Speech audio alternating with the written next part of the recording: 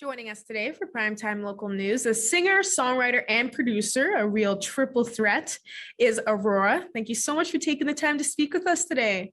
Oh, thank you for having me.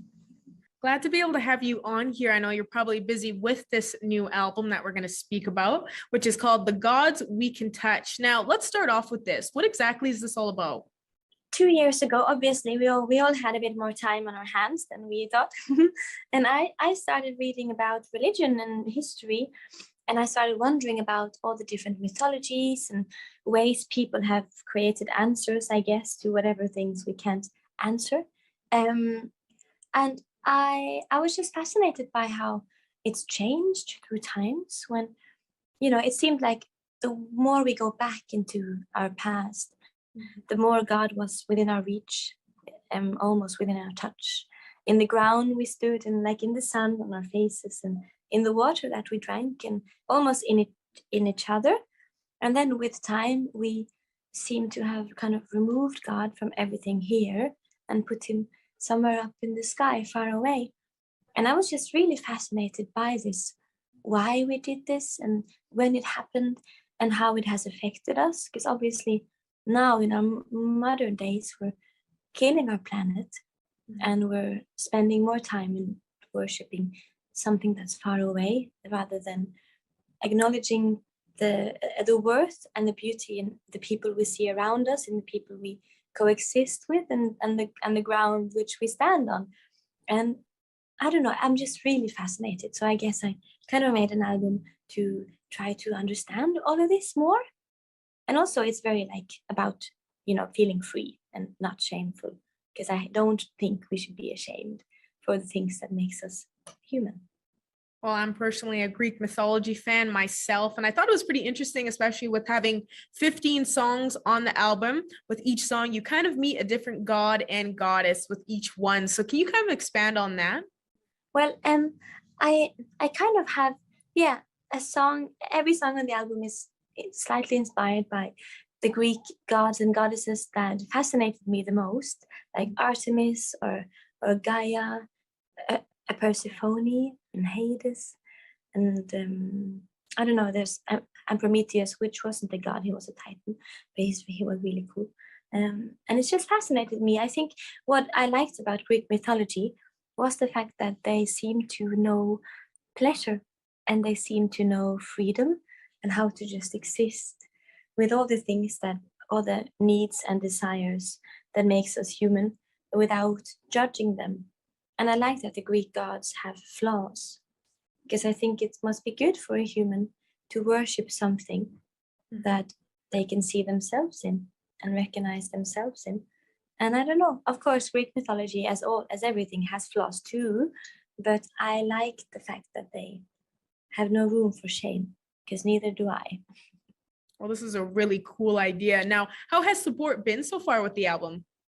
Oh, it's been very good. I feel like people have connected really with it in a very fun way, because I feel like, I don't know, we need to play around a bit. We need to be a bit more playful, to take care of our inner child a bit more, the child who really wants to dance, but that never gets to dance because then people look funny at you. I think, I think it's been a good time for this album now, and because it's all about just being a bit more playful, and I think we need to be reminded of that sometimes. And I know this album is also being supported by an international tour that you're going to be doing. What are all the stops for fans here in Canada that we can know about? Where are you going to be stopping here in the country? I'm coming to, I think, Montreal and Toronto. And I'm really excited. I love playing in Canada. I love being in Canada. The people there, of course, it's different from place to place because it's a big country, but very beautiful people, beautiful food. And and I'll try my best when I'm in Montreal to not butcher the French ending to one of my songs. I love French. It's the most beautiful language in the world. And also French food. So I'm really excited. And I'm very excited. Perfect. Well, if we got some fans here in the border city, hopefully they'll know where to be able to catch you now when you make your stops here. And is there kind of a last minute message that you're hoping your listeners and your fans will get out of after hearing this album? Well, I wanted them to, I want people to love themselves. I meet so many people that are so easy to love everything about, and yet they always think that they're not lovable.